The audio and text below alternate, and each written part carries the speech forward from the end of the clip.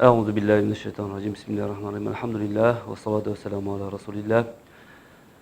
Assalamu alaikum hurmetli cemaat. Bugünkü vaazımızın takribi Kur'an'ın kupiya sırları takribinde Bakara suresinden tanısamız.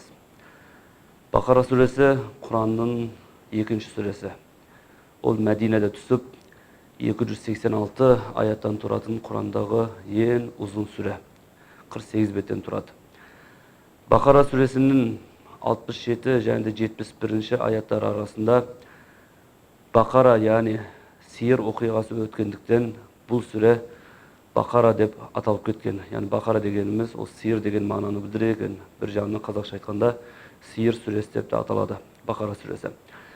Bakara сүресінде Алла Тааланың ұлылығы, Алла Тааланың құдіреті жайында көптеген аяттар келеді. Және де құлшылық жасауды, оның ішінде құлшылықтың ішінде ораза, намаз, хажылық, зекет беру секілді көптеген үкім аяттар келеді. Сонымен қатар Бақара сүресінде құмар ойынының, сауда-саттықтағы өсімдің, арақтың күнә іс-қимылдар екен, іс-әрекеттер екен біздерге баяндайды. Және Бақара сүресінде бәрімізге белгілі Ayet-el Kürsi болсын, бәрімізге белгілі Әмәнәр Расулы аяттары, yani Allah Taala'nın ұлылығын білдіретін, Allah Taala'nın құдіретін білдіретін Ayet-el Kürsi сияқты аяттар осы Бақара сүресінде келеді екен.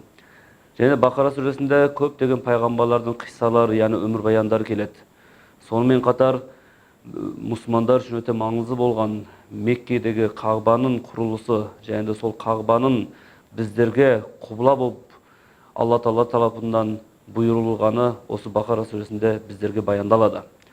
Бақара сүресі жайында көптеген хадистер, Бақара сүресінің қасиеті жайында көптеген хадистер келеді. Солардың бірінде Пайғамбар саллаллаху алейхи вассалам үйлеріңізді қабырға айналдырмаңдар. Үйлеріңізде Бақара сүресін оқыңдар. Yani Бақара сүресі оқылған үйге шайтан кірмейді. Екінші бір риwayatта Бақара сүресі оқылған үйден шайтан қашады дейді. Yani барлығымыз үйлерімізде Бақара сүресін оқысақ, Бақара сүресінің белгілі бір мөлшерін күніне оқып жүрсек, иншаллах үйімізде лағнатталған шайтандардың, жындардың жамандықтарынан Алла Таала бізді сақтайды екен. Және отбасыларымызға келетін барлық жамандықтардан, кесір-кесапаттардан Алла Таала біздерді сақтайды екен. Сондықтан Бақара сүресін оқу бұл әрбір мұсылманмын деген адамның үйінде отбасының амандығын тілеген адамның жақсы орындайтын амалдан бірі екен. Пайғамбарымыздың екінші бір хадисінде кімде-кім түнде Бақара сүресінің соңғы 2 аятын оқыса, ол оған жеткілікті деген. Yani кімде-кім үйінде түнде Бақара сүресінің соңғы 2 аяты, yani Әмәнә Расулу деп басталатын соңғы 2 аятын оқыса, ол адам түнде тыныштықта болады екен.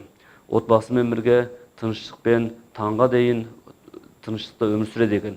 Yani ғалымдарымыз осы хадистерді түсіндірген кезде кімде-кім Бақара сүресін оқыса, бүкіл жамандықтардан, лағнатталған шайтандардың, жындардың жамандықтарынан аман болып, отбасымен бірге берекелі өмір сүреді екен дейді.